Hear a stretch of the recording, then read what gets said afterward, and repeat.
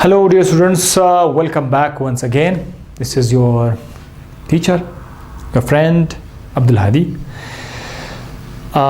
जी हाँ, आज मैं ये बताना चाहूँगा, बोर्ड पर कुछ लिखा भी नहीं है, जस्ट बोर्ड के सामने हूँ कि कुछ स्टूडेंट्स कभी कभी उसके दिल में ख्याल आता है कि यार ये कैसे हो सकता है, ये बंदा केमिस्ट्री भी पढ़ा रहा है, बायोलॉजी भी पढ़ा रहा है, फिज़िक्स भी पढ़ा रहा है और ना फिज़िक्स से केमिस्ट्री बायो दोनों। तो इसकी मैं वजह बताऊँगा कि मैं एक से ज़्यादा सब्जेक्ट कैसे पढ़ा सकता हूँ। असल में बात यह है, जिनकी सोच जितना ज़्यादा छोटा सा सोच ना जितना छोटा हो जाए उतना ही वो मसला ख़राब करते हैं। हम लोग ये समझते हैं कि बायोलॉजी एक सब्जेक्ट है और ये बायोलॉजी ये केमिस्ट्री से बहुत ज़्यादा डिफरेंट है, हम समझते हैं।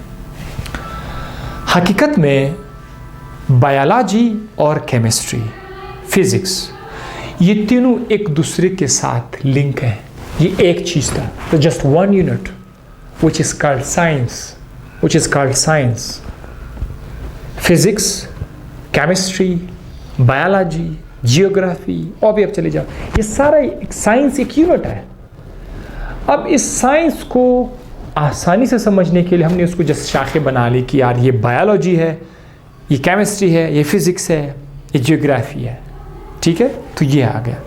अब अगर एक बंदा एफएससी लेवल में साइंस पर थोड़ा सा फोकस ज़्यादा रखते हैं, वो बंदा एफएससी में केमिस्ट्री नहीं है, एफएससी में फिज़िक्स नहीं है, एफएससी में बायोलॉजी नहीं है, एक स्टूडेंट सिर्फ केमिस्ट्री पढ़ के एफएससी पास कर लेते हैं या वो फिज़िक्स और बायोलॉजी करके एफएससी पास कर लेते हैं।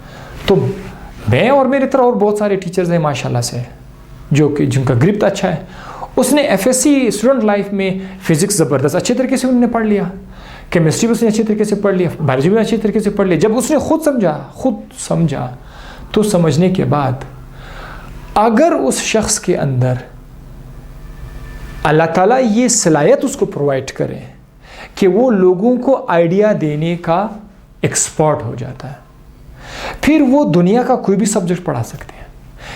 मसला ये नहीं है कि खोपड़ी में फ़िज़िक्स क्यों आया, खोपड़ी में फ़िज़िक्स भी आएगा, कोई पाबंदी नहीं है, केमिस्ट्री भी आएगा, बायोलॉजी भी आएगा, खोपड़ी में चीज़ें आपको समझ आ जाएगी फिज़िक्स केमिस्ट्री की। मसला ये है ज़बान से अल्फाज को निकालना, दिमाग में अल्फाज को तरतीब देना, फिर उसी तरतीब को मुंह से बाहर निकालना और देखने वालों को, सुनने वालों के जहन के मुताबिक उसको डिलीवर करना।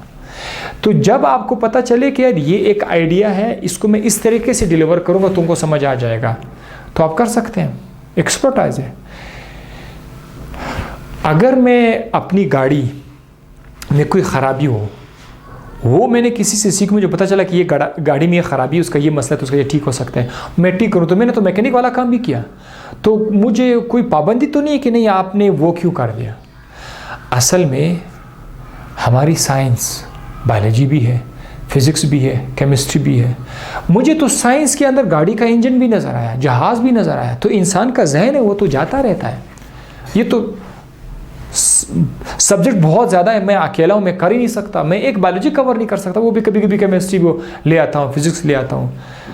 तो अगर मेरे पास टाइम होता मैं कंप्यूटर तक पढ़ाने के लिए तैयार होता। पहले खुद सीख रहा था, कंप्यूटर में मैंने बिल्कुल नहीं सीखा हुआ है, मैं कंप्यूटर भी पढ़ाता, मैं इंग्लिश लैंग्वेज भी पढ़ाता, पहले खुद भी लैंग्वेज पढ़ लेता अच्छी तरीके से, फिर दूसरों को पढ़ाता, तो हर सब्जेक्ट में पढ़ाता। असल में वो डिलीवर करने का जो एक अंदाज़ है, वो तरीका है, वो जब आपके पास आ जाए। देखो नए नए स्टूडेंट्स आते हैं, अभी भी जूनियर स्टूडेंट्स हैं, उनको मैं ये अपना ये मैसेज दे रहा हूँ। हालांकि मेरे कमेंट्स में कभी किसी टीचर ने भी बड़ा अच्छा कमेंट किया था, किसी दूसरे बंदे ने, आई डोंट नो, उसने कहा था कि यार ये बंदा डिलीवर कर रहा है। किसी ने कहा था कि यार ये कैसे हो सकता है, किसी ने भी ये नेगेटिव नहीं लिया था कि सर क्यों आप पढ़ा रहे हैं।